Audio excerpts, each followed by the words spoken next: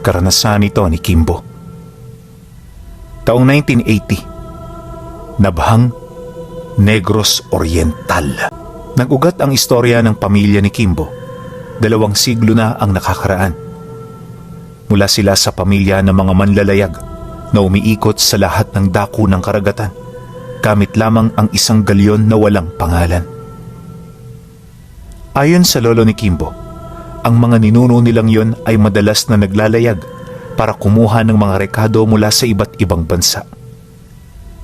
Ito ang nalalaman ng karamihan, pero hindi nila alam na kalakip ng pangunguha ng mga rekado ay ang paghahanap ng kanilang mga ninuno ng mga kakaibang nilalang mula sa iba't ibang dako.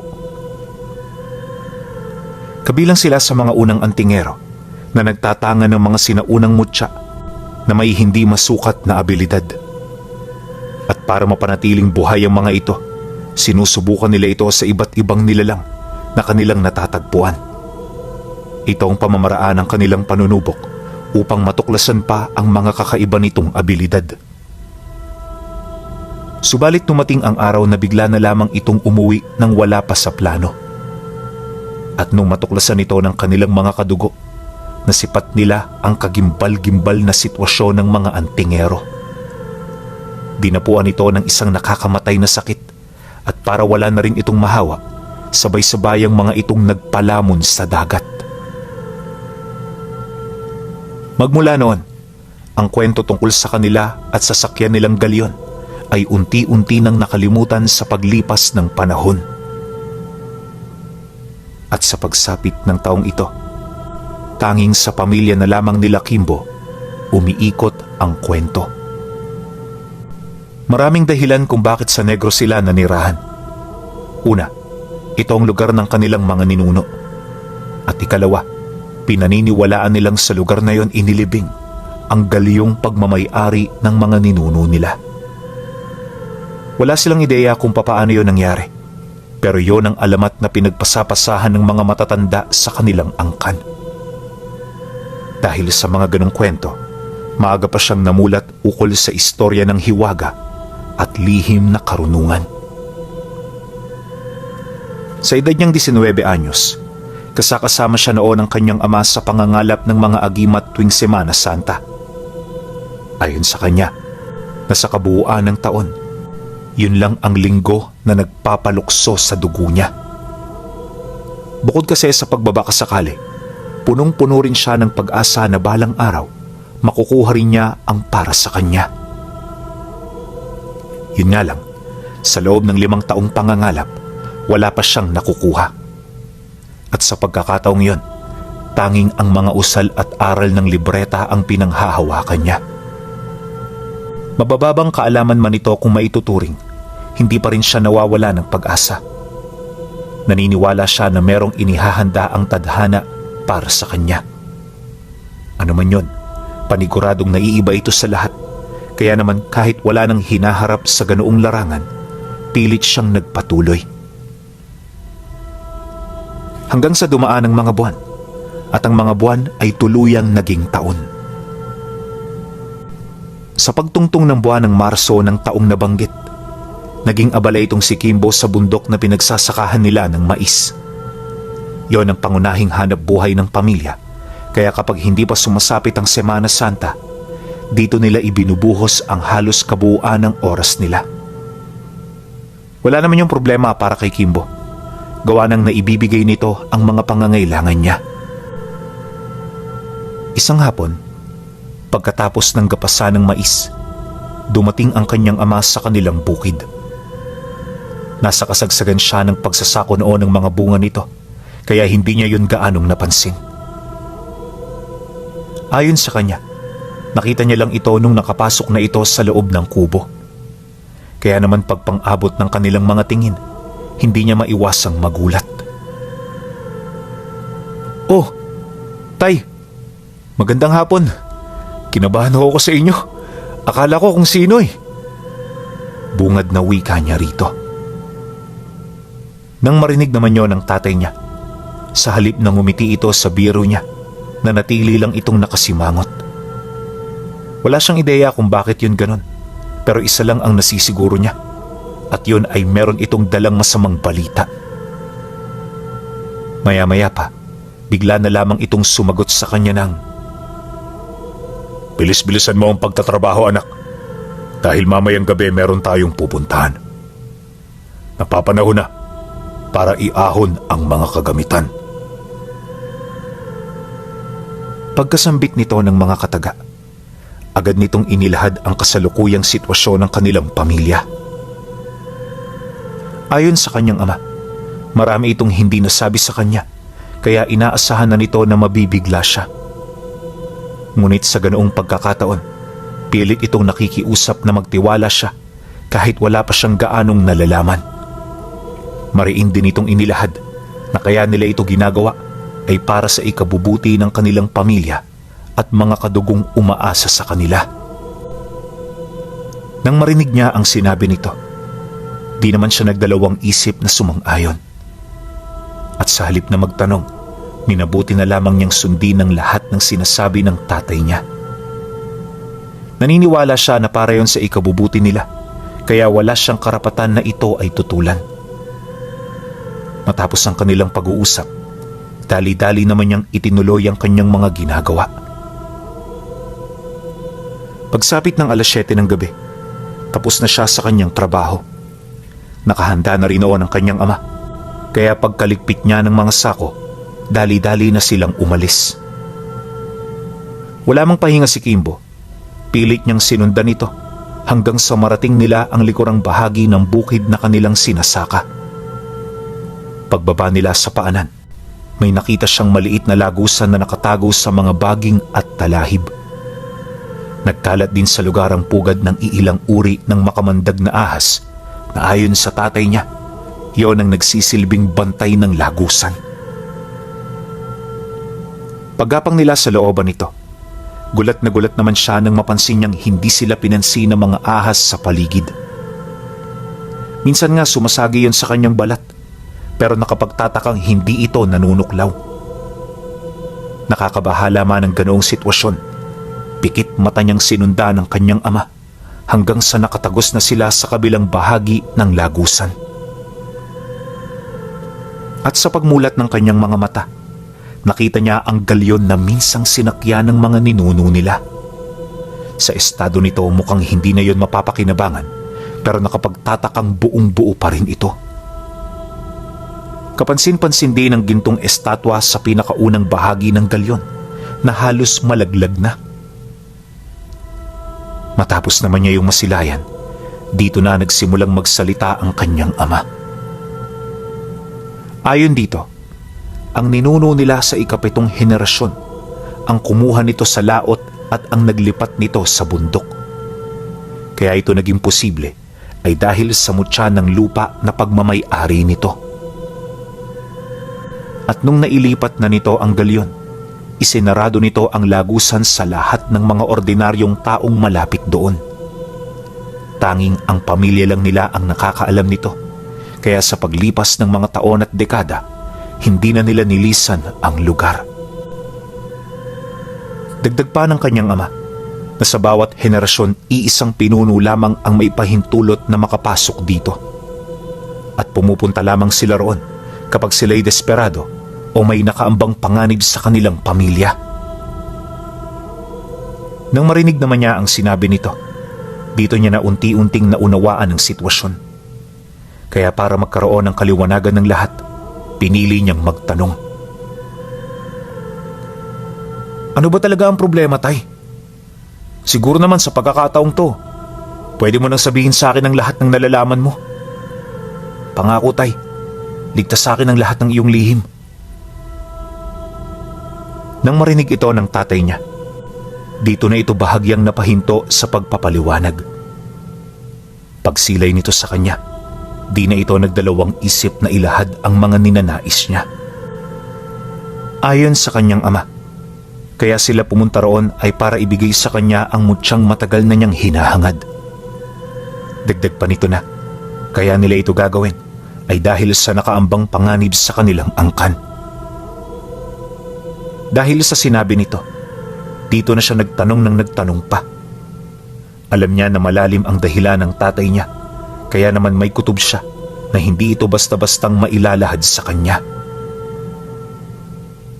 Kaya naman sa pagpapatuloy ng kanilang pag-uusap, sa paksang yun lang umiikot ang lahat hanggang sa malaman-laman niya ang tungkol sa lahi ng mga gabunang unti-unting pumapatay sa angka nila. Pagtatapat pa ng kanyang ama na ilang taon na nilang iniiwasan ang mga nilalang, ngunit sa kabila nito patuloy pa rin sila nitong nasusundan.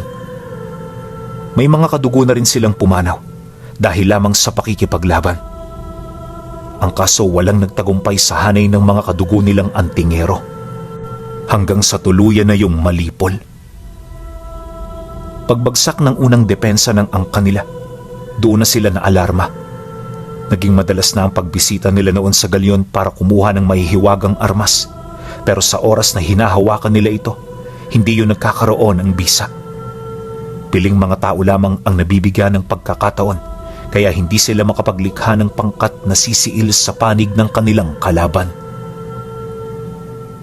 At ang gano'n nilang kabiguan, ang naging daan upang sila'y magtiis at magtago. Nabanggit din ito sa kanya na kaya hindi niya yun napapansin ay dahil sa 3 baryo pa lang ang layo nito sa kanila. Pero dahil sa patuloy na pag-usad ng mga ito, araw na lamang ang makapagsasabi sa pagdating ng mga ito. Kaya habang meron pa silang pagkakataon, kinakailangan na nilang paghandaan ang nalalapit na panganib. Matapos nitong makapagsalita, kahit papaano naunawaan na niya ang sitwasyong kinakaharap nila. Bagaman mahirap paniwalaan ang ganoong kwento, hindi niya may pagkakaila na totoo ito. Bukod kasi sa galyon na nakikita mismo ng kanyang mga mata, saksing buhay din siya sa agimat at mga mutya ng kanyang ama. Hindi ko ito magagawa ng ako lang, anak ko. Bibilang na lamang kami sa iyong mga daliri. Kaya inaasahan namin na makakatulong ang pagpapunta ko sa iyo rito. Tayo na. Pumasok na tayo. Huwag kang matakot, anak ko. Sapagkat ang galyong ito ay kaisa ng ating lahi. Wika ng kanyang ama matapos nitong mailahad ang mga bagay-bagay sa kanya. Nang marinig niya ang sinabi nito, napatanong lang naman siya habang pinagmamasdan ang napakalaking galyon na nasa harapan niya. Kahit ito ay lumang-luma, hindi may pagkakaila na napreserba ng lugar ang minsan nitong tinatangang ganda. Makalipas pa ang ilang minutong pagmamasid, nagdesisyon na silang pumasok sa loob. Maya-maya pa, nang buksan na ng tatay niya ang pinto, bumungad sa kanya ang mga banga at mga kagamitang ilang dekada na ang tanda. Nagkalat din sa paligid ang mga barya-baryang ginto, kalakip ng mga antigong gamit na sinamsam sa ibang mga bansa. Ayon kay Kimbo, maraming katangi-tanging bagay ang kanyang nakita sa galyon. Pero ang pinakapumukaw sa kanya ay yung 9 na kabaong na punong-puno ng mga itim na lupa. Base sa kwento ng kanyang ama, dito inilibing ang 9 na ninuno nilang nagsilbing pundasyon ng unang henerasyon. Dagdag pa niya na, maliban sa mga kabaong, nakita rin niya ang mga sinaunang sandata na merong kakaibang wangis at korte. At sa pagpapatuloy ng kanyang pagmamasid, tanging pagkamangha ang kanyang naramdaman. Ilang minuto pa ang lumipas, narating nila ang pinakaitaas nito, kung saan dito niya nakita ang ibang mga kayamanan na naiwan ng kanilang mga ninuno. Ang kaso lang, kahit gustuhin niyang buksan ang mga ito, hindi siya pinahintulutan ng kanyang ama. At sa halip na maglibot pa sila, pinili nitong paluhurin siya upang basahan ng ritual. Tumagal ito ng halos ilang minuto bago siya nito lagyan ng uling sa noo at sabuyan ng langis na kasing bango ng bulaklak. Pagkatapos nito, unti-unting lumabo ang kanyang paningin. Bigla ring nablangko ang kanyang pag-iisip, kaya sa pagkakataong yon, wala na siyang ideya kung nasaan siya at ano ang ginagawa niya. Maya-maya pa, nang manumbalik na ang kanyang ulirat, agad niyang nakita ang mga batong nagliliwanag sa buong paligid. Binubuo ito ng iba't ibang kulay at disenyo na ang iilan sa mga ito ay halos pamilyar sa kanya. Matapos niya itong masilayan, dito niya naunawaan ng mga mutya at agimat ang kanyang nasisilayan. Pagbaling niya ng tingin sa kanyang ama, nakita niya itong nakaupo sa sahig habang tulalang-tulalang nakatitig sa mga agimat na natawag niya.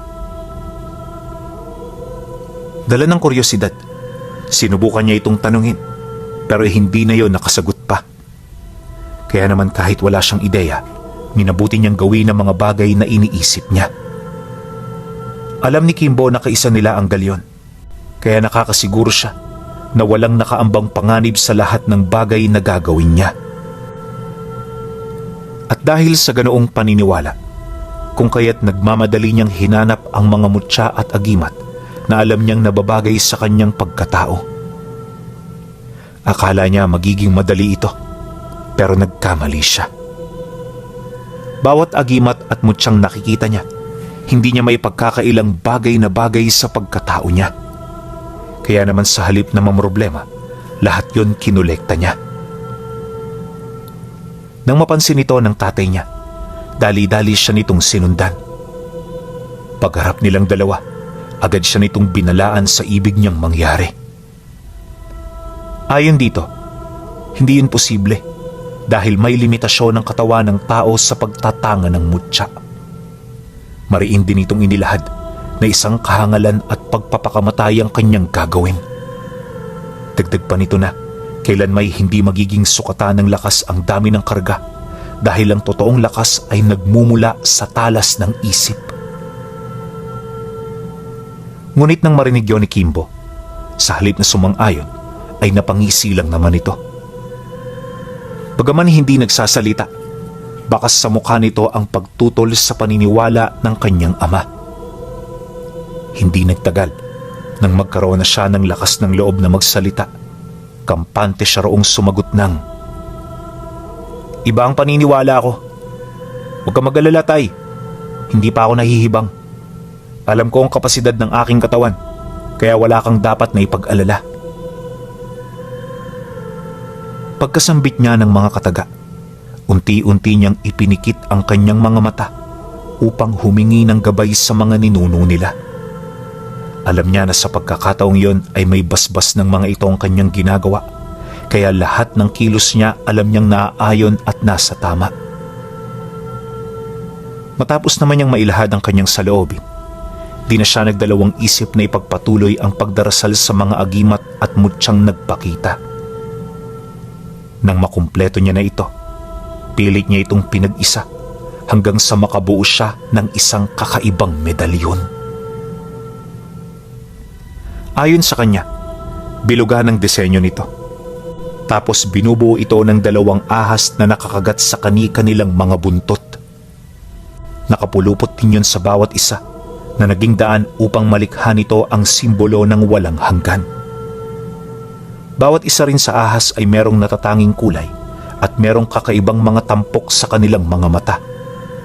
Yung isa kakulay ng ginto, habang yung isa naman kakulay ng kadiliman. Pagsilay niya rito, dahan-dahan itong nawala ng liwanag kasabay ng unti-unti nitong paglapag sa sahig ng galyon. Matapos nun, tumahimik ang buong paligid.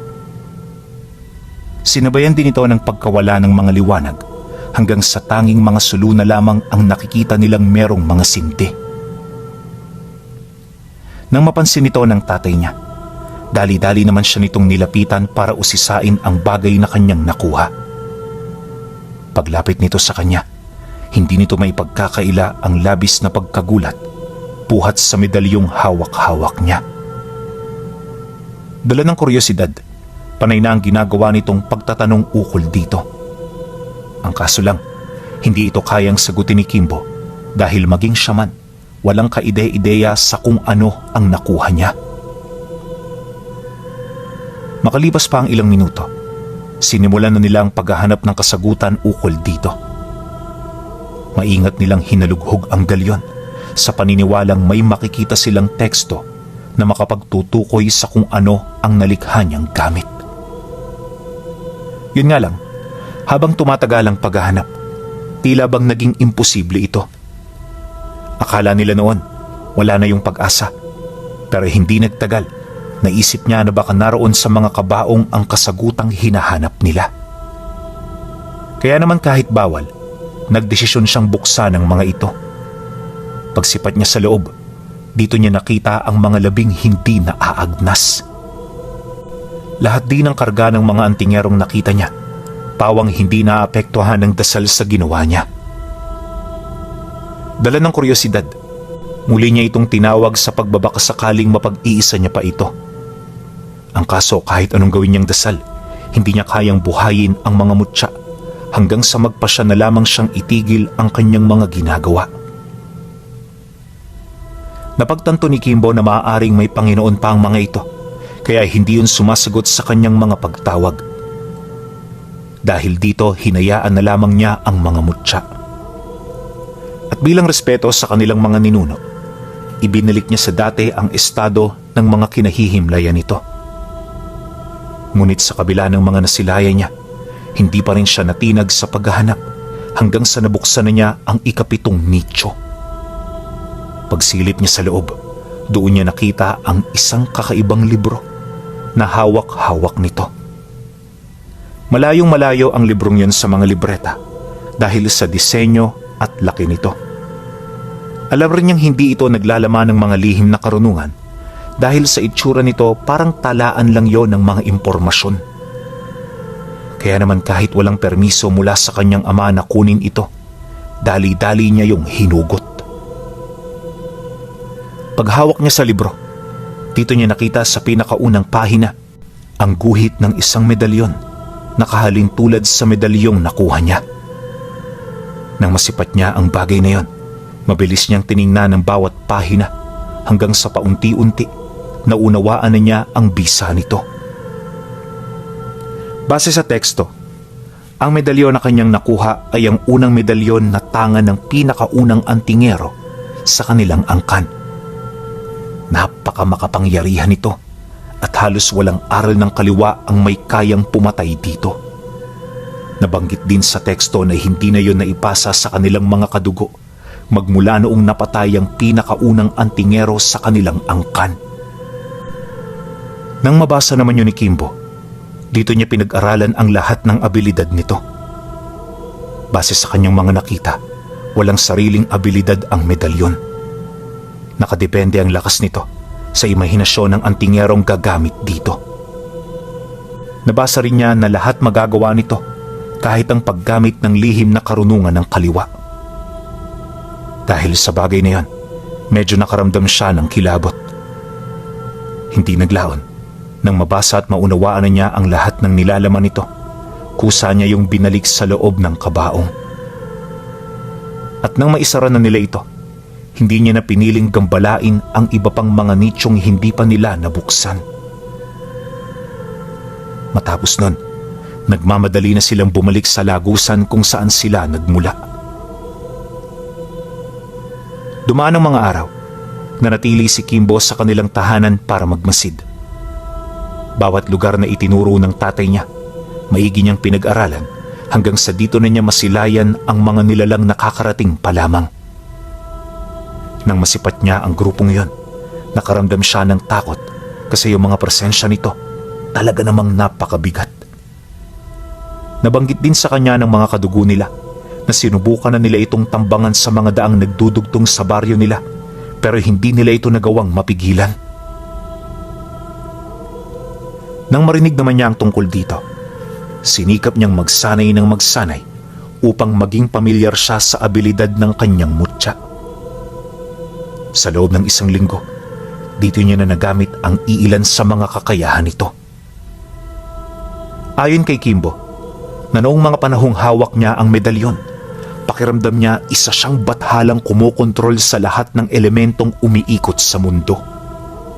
Dagdag pa niya na, magmula noong nagamit niya ito, hindi na siya nakaramdam ng kahit na anong pagtitiis o kalungkutan. Naging maginhawa ang buhay niya at nalayo siya sa anumang uri ng karamdaman. Mas lalo rin siyang lumakas kasabay ng biglaang paglaki ng kanyang katawan. Matapos ang isang linggong pagsasanay, dito na nagsimula ang unang pagpaparamdam. Kinaumagahan kasi nun, nabuo na ang pamilya ng mga gabunan na naghahanap sa kanila. Kaya naman na makumpleto na ang grupo, di na ito nagdalawang isip na sumugod at pumatay ng kanilang mga kadugo. Dagdag pa ni Kimbo na, noong mga sandaling yon hindi niya inaasahang magsasagawa ang mga ito ng malawakang pag-atake. Maging ang mga magulang niya inakalang magmamasid muna ang mga nilalang, kaya naman hindi sila gaanong naalarma. Pero pagtungtong ng hating gabi, laking gulat na lamang nila nang bigla itong sumalakay. Para itong bagyong dumaraan sa ibabaw ng kanilang mga bahay, kaya naman nang marinig nila ito, bigla silang nabulabog. May mga kasamahan na sila na una-unang dumipensa sa labas, pero lahat yon madaling nadagit ng mga gabunan. Dahil sa pangyayari, kung kaya't madaling nalipol ang kanilang mga kasama. Nang maramdaman ng mga gabunan na wala nang nagbabantay sa kanila, napakadali na lamang para sa mga ito ang manalasa. At sa loob lamang ng ilang minuto, maraming kubo na ang nabuwal dahil sa mga ito. Yung mga pamilyang nagtatago sa loob, napilitan ng lumabas para tangkaing iligtas ang kanilang mga sarili. Ngunit bago pa man sila makalayo, isa-isa na sila nitong dinagit hanggang sa maglaho na lamang sila na parang bula. Nang masipat naman yun ni Kimbo, agad siyang umihip ng tigalpos sa hangin upang pigilan ang mga gabunang umaaligid sa kanyang kinaroroonan. Pagputok ng dasal niya, nakita niya kung papaano yun maglikha ng mga espiritual na sandata na mabilis na tumarak sa katawan ng mga gabunang nagmamasid sa kanila. Sinubukan pa itong alisin ng mga gabunan, pero hindi na nila yun nagawa hanggang sa tuluyan na silang manghina at kalaunay bumulusok na sa lupa. Nang masipat naman yun ang kanilang mga kalahi, hindi may pagkakailang nagulat ang mga ito sa ipinamalas na abilidad ni Kimbo. Ora mismo, pinatras nito ang kanilang mga kauri upang pag-isipan ang mga susunod nilang gagawin. Dito na rin naglakas loob ang supremo ng mga gabunan na lumapag upang siya'y makausap. Matapos naman niya yung masilayan, pilit niyang ikinalma ang kanyang sarili upang masukat niya ang tunay nitong kapangyarihan. Alam ni Kimbo na malakas ang nilalang na yan, kaya kahit siya ang nakakalamang, doble-doble pa rin ang kanyang naging pag-iingat. Paglapit naman ito sa kanila, agad naman niya yung sinalubong. Nung magkaharap na sila, kampante niyang tiningnan ito sa mga mata habang naghihintay sa kung anuman ang sasabihin nito. Maya-maya pa, nang magpang-abot na ang kanilang mga paningin, bigla naman yung nagwika sa kanya ng, Hindi ko inaasahang may mahusay na antingerong nabibilang sa pamilyang ito. Matagal na namin kayong hinahanap, pero ni minsan hindi kita nabalitaan. Sabihin mo, iho, ano ang pangalan mo? At ano ang posisyon mo sa pamilyang ito? Ikaw ba ang kanilang pinuno? Nang marinig niya ang sinabi nito, mahinahon naman niya yung sinagot. Itinanggi niyang pinuno siya, bagkus isa lamang siyang bata na biniyayaan ng abilidad. Pagkasambit niya ng mga katagang yon, sa kumpas ng kanyang mga daliri, biglang nabuo sa kanyang likuran ng isang malaking tao na binabalot ng kadiliman ang ulo. May hawak-hawak itong malaking palakol, tapos punong-puno ng kadena ang buong katawan nito. Pagsilay nito sa gabunan, bigla naman yung umatungal, kasabay ng walang habas nitong pagwasiwas sa hawak nitong armas.